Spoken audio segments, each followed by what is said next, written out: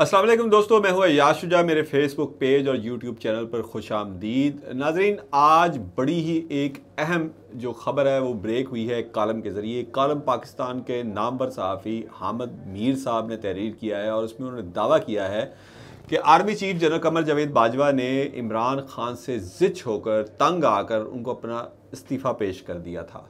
अगर ये बात दुरुस्त है तो फिर इमरान खान को उनके ख़िलाफ़ तहरीक-ए-दम एतमाद कामयाब करवा के उनको घर कैसे भेजा गया, ये एक सवाल पैदा होता है।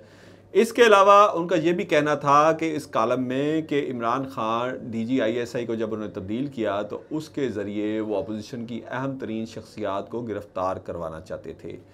इमरान खान तो जनरल फैज़ हमीद को बतौर DGISI तब्दील ही नहीं करना चाहते थे और यही इख्तलाफात की बुनियादी वजह बनी और एक पेज जो है वो 1 से 2 हुए, जो हमारे सामने ख़बरें आई हैं।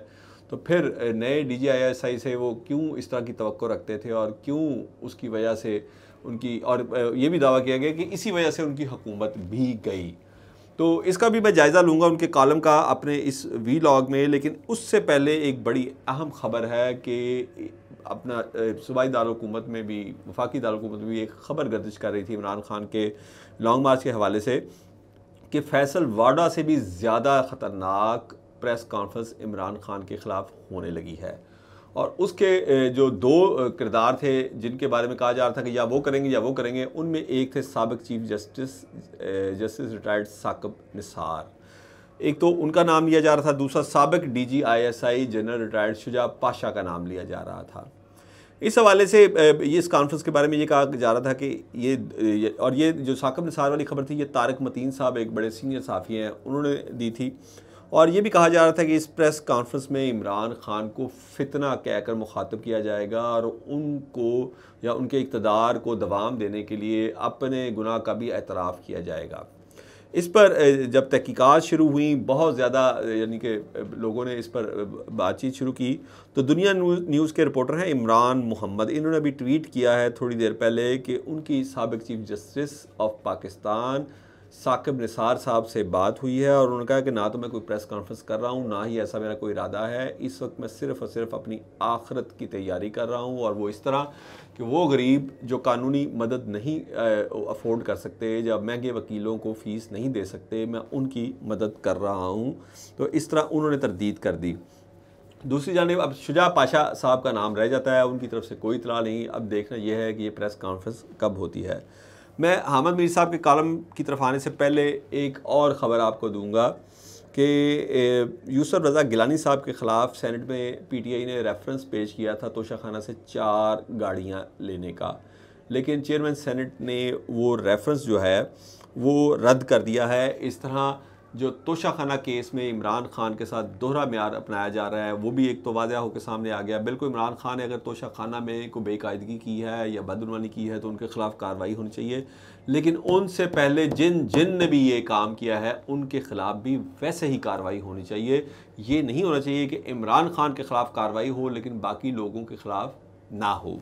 इसके साथ साथ एक अरशद शरीफ साहब के हवाले से एक नई 3 रुकनी कमेटी जो है उनकी शहादत के हवाले से तहकीकाती कमेटी कायम की गई है, लेकिन उससे मुतल्लिक मैं इतना ज़्यादा पुरुमीद नहीं, क्योंकि ना तो ऐसी कमेटियों का कुछ हुआ और ना ही ऐसे जुडिशल कमीशंस का कुछ हुआ। क्योंकि हामिद मीर साहब ने अरशद शरीफ साहब की शहादत पर एक ट्वीट किया था कि मुझे जब 5 गोलियाँ लगी थी कराची में, तो मेरे इस वाक़े की तहकीकात के लिए भी एक जुडिशल कमीशन तश्कील दिया गया था, लेकिन आज तक मैं उसकी रिपोर्ट का इंतज़ार कर रहा हूँ। यानी आप सोचें कि हामिद मीर साहब अरशद शरीफ साहब से भी ज़्यादा कद्दावर सहाफ़ी हैं, और उनका जो मामला था उसमें आपको याद होगा कि उस मामले पर हुकूमत और इस्टेब्लिशमेंट दोनों आमने सामने भी आ गए थे। लेकिन उस जुडिशल कमीशन की भी आज तक रिपोर्ट का हामिद मीर साहब को इंतज़ार है। अगर उनको इंतज़ार है यानी वो ज़िंदा है और इस वक्त इस मुल्क के सबसे बड़े चैनल जियो पे अपना प्रोग्राम कर रहे हैं, इस मुल्क के सबसे बड़े अखबार में अपना कॉलम लिख रहे हैं, लेकिन इसके बावजूद अगर उनको इंतज़ार है तो आप सोचें फिर अरशद शरीफ साहब की तहकीकाती कमेटियों का क्या बनेगा।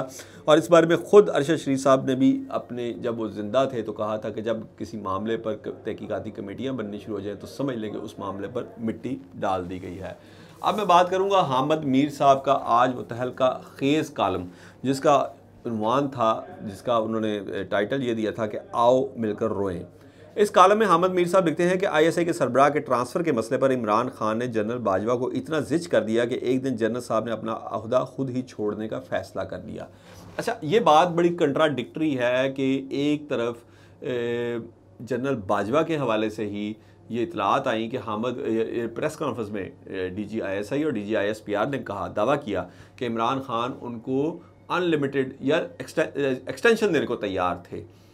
तो उस हवाले से वो कह रहे हैं कि उन्होंने अपना ओहदा छोड़ने का फ़ैसला कर लिया और वज़ीर-ए-आज़म को इतला भी दे दी।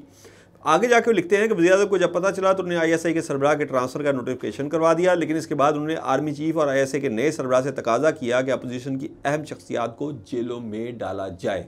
और ये हमें याद है कि वो अपने आखिरी जो अदवार था उसमें शहबाज शरीफ के हवाले से कि FIA ने तहकीकात कर ली, उनको गिरफ़्तार करना चाहिए इदारों को। तो इस गैर आइनी मुतालबे पर ये हामिद मीर साहब लिख रहे हैं से इनकार पर खान साहब ने अप्रैल 2022 में नए आर्मी चीफ की तकर्री का फ़ैसला कर लिया। यानी फिर ये कंट्राडिक्टरी है उस प्रेस कॉन्फ्रेंस से, हामिद मीर साहब उससे ये उनका ये यानी कि टकरा रही है ये बात कि जिस प्रेस कॉन्फ्रेंस में DGISI और ISPR जो हैं वो दावा कर चुके थे कि इमरान खान आर्मी चीफ को ये ऑफ़र कर चुके थे कि मैं आपको एक्सटेंशन देता हूँ अगर अपोजिशन आपको एक्सटेंशन दे रही है। उसके बाद वो लिखते हैं कि तहरीक इंसाफ के नाराज़ अरकान के ज़रिए ये खबर फरवरी 2022 में साबिक सदर आसिफ जरदारी और शहबाज शरीफ तक पहुंची और यूं अदम एतमाद का खेल शुरू हुआ। इस खेल को नाकाम बनाने के लिए खान साहब ने गैर मुल्की साजिश का बयानिया तराशा, जिसे उनके सियासी मुखालफिन की नाहली और नालायकी वजह से अवामी पजीराई मिली। लेकिन अब हक़ाइक़ सामने आ रहे हैं। अभी सिर्फ 10% सच्चाई सामने आई है। अगर 50% सच्चाई सामने आ गई तो इमरान खान, शहबाज शरीफ, आसिफ जरदारी और मौलाना फजल रहमान समेत अक्सर बड़े बड़े सियासतदान मुश्किल में पड़ जाएंगे। अच्छा, इस बात की भी हमें यानी कि समझने की ज़रूरत है कि अगर ये जो साइफ़र वाला ये बयानिया गैर मुल्की साजिश का इमरान खान साहब ने बनाया तो इसकी अगर 10% सच्चाई सामने आई है तो ये हाल अगर 50% आ गई तो इमरान खान साहब को मुश्किल भी होना चाहिए। हामिद मीर साहब कह रहे हैं कि सिर्फ इमरान खान साहब नहीं, शहबाज शरीफ, आसिफ जरदारी, मौलाना फजल रहमान समेत बड़े बड़े सियासतदान, यानी वो तमाम PDM के बड़े बड़े सियासतदान जिनमें असफंद यार वली भी शामिल हैं, उनमें और दीगर जमातें भी शामिल हैं, वो मुश्किल में आ जाएंगे। आगे वो अपने कॉलम में लिखते हैं, इमरान खान ने इंतखाबात की तारीख के लिए एक नया लॉन्ग मार्च शुरू कर रखा है। नए इंतखाब जब भी हुए इनमें इमरान खान का हिस्सा लेना बहुत मुश्किल होगा क्योंकि उन पर कई नए मुकदमात बन रहे हैं। खान साहब की पार्टी में मौजूद वज़ारत उज़्मा के उम्मीदवार अपने आप को बहुत चालाक समझते हैं। पूरा सच सामने आ गया तो किसी की चालाकी काम ना आएगी।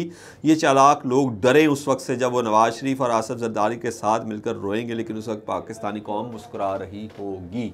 इसमें भी इमरान खान का जिक्र नहीं, फिर जिक्र है आसिफ जरदारी और नवाज शरीफ का कि डरे उस वक्त से। और चालाक लोग कौन हैं वो आपको भी पता है कि PTI में किस पर यह इल्ज़ाम लगता है कि वो इमरान खान को रिप्लेस करके वज़ीर आज़म बनना चाहता है। उनके साथ साथ नवाज शरीफ और आसिफ जरदारी भी रोएंगे, यानी जब पूरा सच सामने आ जाएगा।